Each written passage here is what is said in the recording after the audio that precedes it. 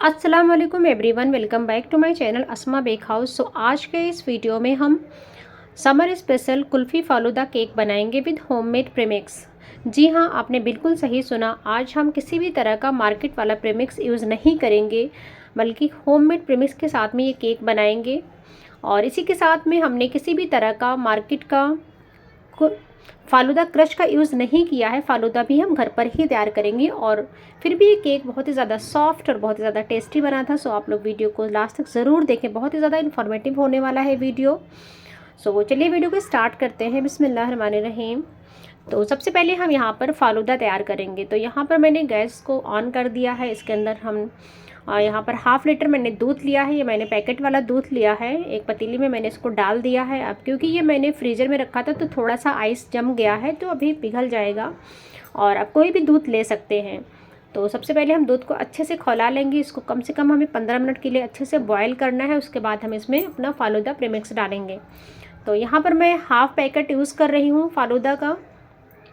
तो इसके लिए मैंने हाफ़ लीटर दूध लिया, बट अगर आप पूरा पैकेट यूज़ कर रहे हैं तो आपको यहाँ पर 1 लीटर दूध लेना होगा। बट जो केक मैं बना रही हूँ उसके लिए एक क्वांटिटी इनफ है। यहाँ पर मैंने काजू पिस्ता फ्लेवर का फालूदा प्रीमिक्स लिया है, क्योंकि मैं यहाँ पर कुल्फ़ी फालूदा केक बना रही हूँ। आप इसकी जगह पर केसर पिस्ता भी ले सकते हैं। तो जो भी फ्लेवर का आप केक बना रहे हैं उससे मिलता जुलता ही आपको फालूदा प्रीमिक्स लेना है, तो ही आपका केक अच्छा बनेगा। तो इसके साथ आप काजू पिस्ता या फिर केसर पिस्ता इस सब टाइप का ले सकते हैं। तो ये पूरा पैकेट नहीं है, मैंने हाफ़ पैकेट पहले ही यूज़ कर लिया था, हाफ़ पैकेट मैं अभी यूज़ कर रही हूँ, क्योंकि जितना केक मैं बनाने वाली हूँ उसके लिए इनफ है ये। तो हाफ़ लीटर दूध में मैंने यहाँ पर हाफ़ पैकेट फालूदा प्रीमिक्स डाल दिया है। और अब इसको हम अच्छे से यहाँ पर बॉयल करेंगे। करीब 15 मिनट के लिए हमको इसे अच्छे से पकाना है। तो ये अच्छे से गाढ़ा हो जाएगा और हमारा जो यानी फालूदा है वो तैयार हो जाएगा। तो धीरे धीरे जैसे जैसे ये पकेगा ये धीरे धीरे गाढ़ा होता जाएगा और थिक हो जाएगा। तो आप लोग देख पा रहे होंगे इसका कलर कितना अच्छा यहाँ पर येलो कलर आया है और ये धीरे धीरे थिक हो रहा है। तो जैसे ये थिक हो जाएगा हम गैस को ऑफ़ कर देंगे और फिर इसको ठंडा करके हम इसको फ्रिज में रख देंगे सेट करने के लिए। कम से कम 2 से 3 घंटे में इसे सेट करना है, तो ये थिक होगा। तो अभी ये हो गया था, मैंने उसको साइड में रख दिया है।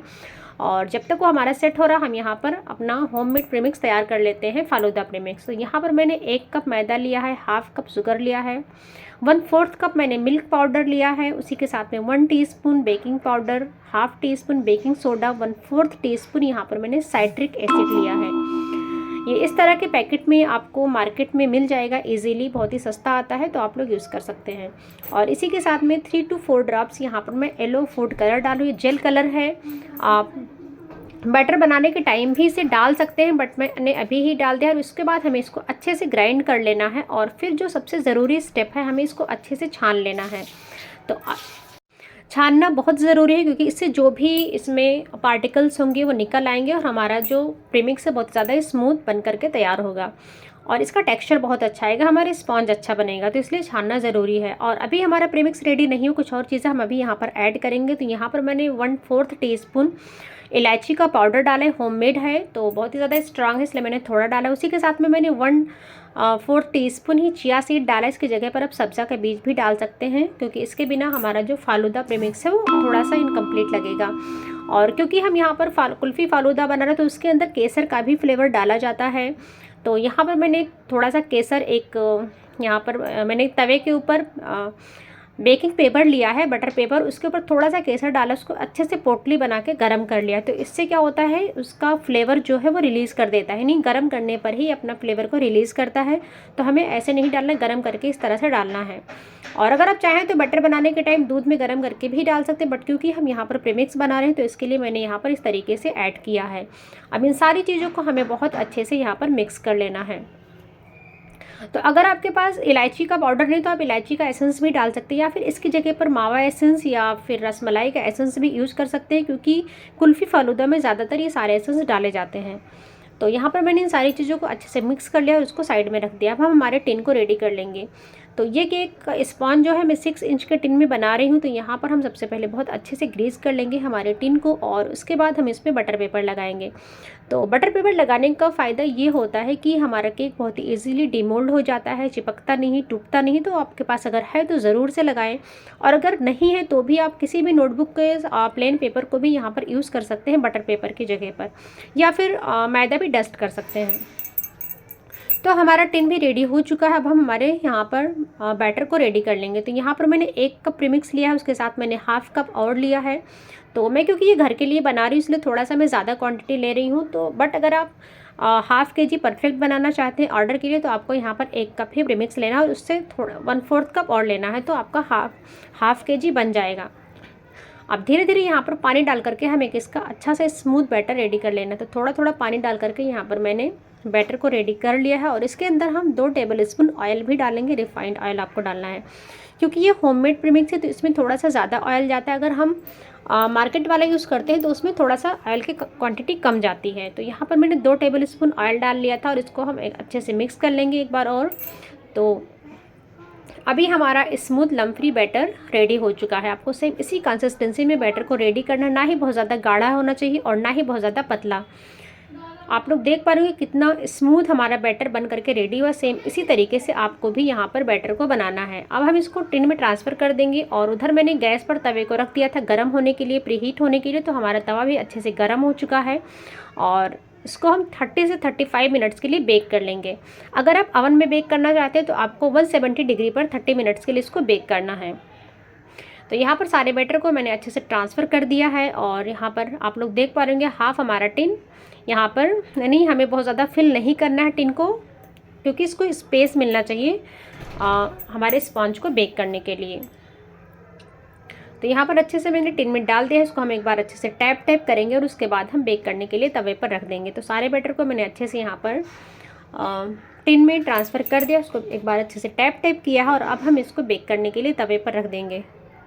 तो यहाँ पर मैंने तवे के ऊपर एक जाली रखी हुई, आप कोई भी प्लेट या कटोरी रख सकते हैं जिससे कि डायरेक्ट टच में ना रहे। और उसके बाद एक बड़े से पतीले से उसको अच्छे से ढक देना है ताकि हवा बाहर ना जाए और उसके ऊपर एक बड़ा सा कुछ आपको रख देना है। मैंने यहाँ पर बट्टे का यूज़ किया है और यहाँ 35 मिनट्स के बाद मैंने चेक किया तो माशाल्लाह अल्हम्दुलिल्लाह हमारा स्पॉन्ज बहुत अच्छे से रेडी हो चुका है और बहुत अच्छे से बेक हो गया है। यहाँ पर हमारा टूथपिक क्लीन आ रहा है, इसका मतलब हमारा स्पॉन्ज बेक हो चुका है। और आप लोग इसका कलर देख पा रहे हो कितना अच्छा कलर हमारे स्पॉन्ज का आया है, बहुत ज़्यादा सॉफ्ट बना है।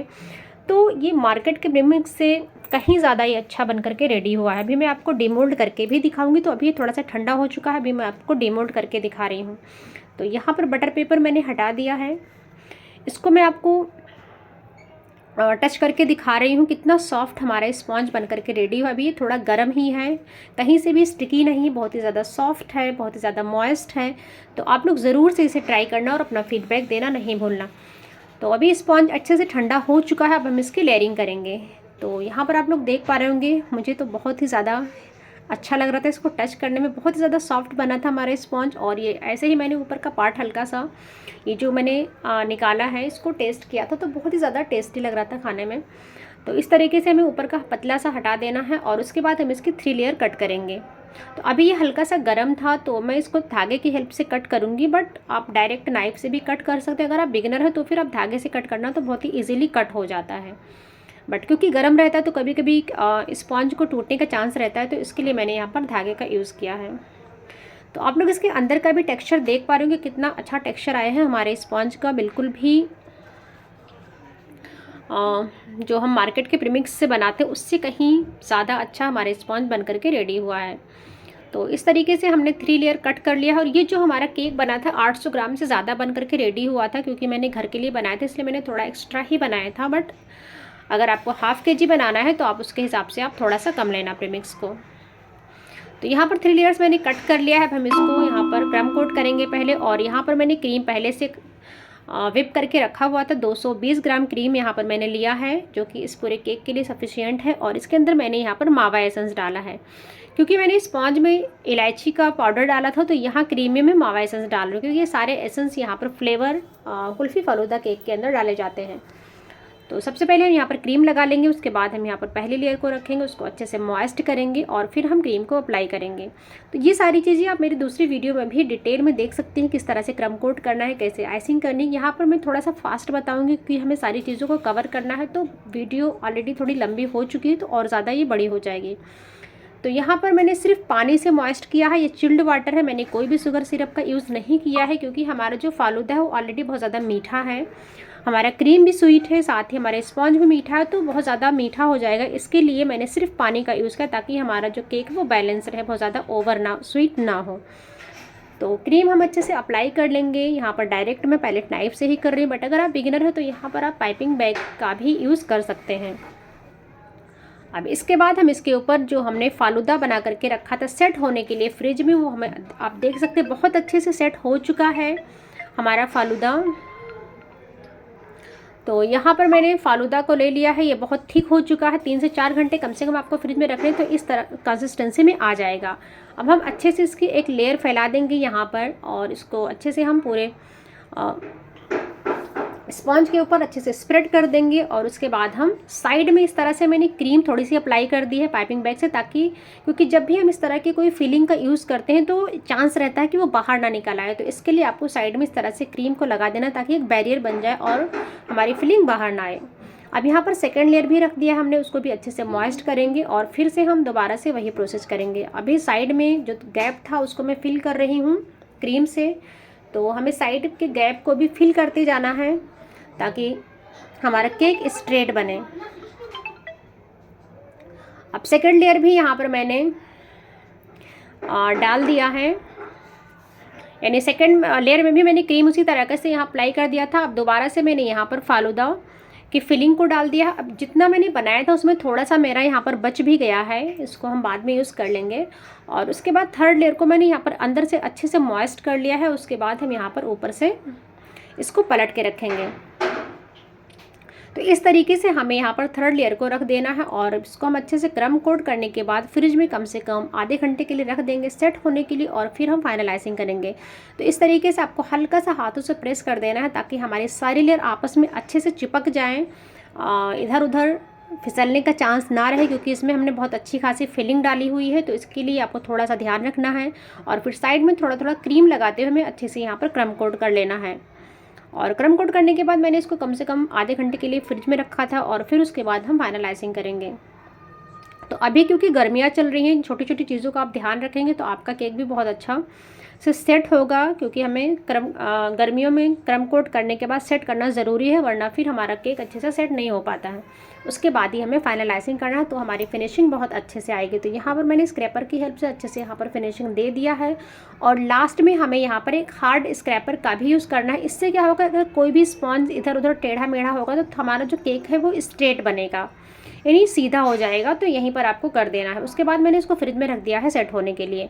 तो जब तक हमारा केक सेट हो रहा है यहाँ पर हम कुछ गार्निशिंग रेडी करेंगे हमारे केक को डेकोरेट करने के लिए। तो मैंने यहाँ पर व्हाइट चॉकलेट को यहाँ पर मेल्ट करके लिया है और यहाँ पर मेरे पास एक गार्निशिंग का मोल्ड है, इसमें हम थोड़े से ड्राई फ्रूट डालेंगे। उसके साथ मैंने यहाँ पर मेरे पास कुछ ड्राई रोज़ पेटल्स थे, उसको भी डाल दिया है और उसके ऊपर हम थोड़ा थोड़ा चॉकलेट को यहाँ पर स्प्रेड कर देंगे। तो 5 to 6 यहाँ पर मैंने छोटे छोटे चॉकलेट गार्निशिंग रेडी कर लिया था और इसके बाद 10 मिनट के लिए इसको हम फ्रिज में रख देंगे तो ये अच्छे से सेट हो जाएगा।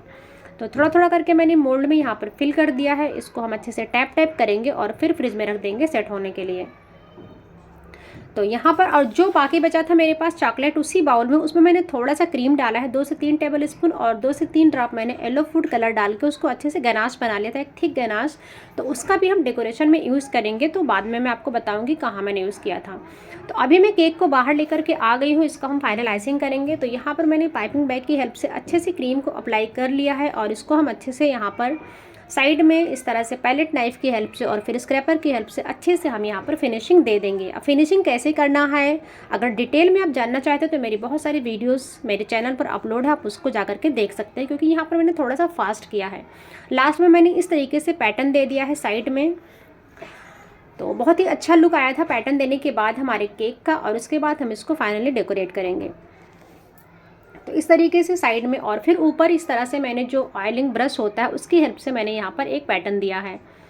तो कुछ नहीं करना, आपको ब्रश को एक जगह पर रखना है और केक को गोल गोल घुमाना है अपने टर्न टेबल को, तो ईजिली बन जाएगा। और फिर जो मैंने गनाश बनाया था वाइट चॉकलेट से, उसको मैंने एक पाइपिंग बैग में फिल कर लिया है। और इस तरीके से हम यहाँ पर साइड में, एक साइड में हमें इस तरीके से यहाँ पर पैटर्न देना है, यानी हमें थोड़ा थोड़ा जिग जैग करके यहाँ पर साइड में हमें लेकर के आना है। और फिर ऊपर हमें हाफ केक के ऊपर इसको अच्छे से स्प्रेड कर देना है, यानी हमारे गनाश को।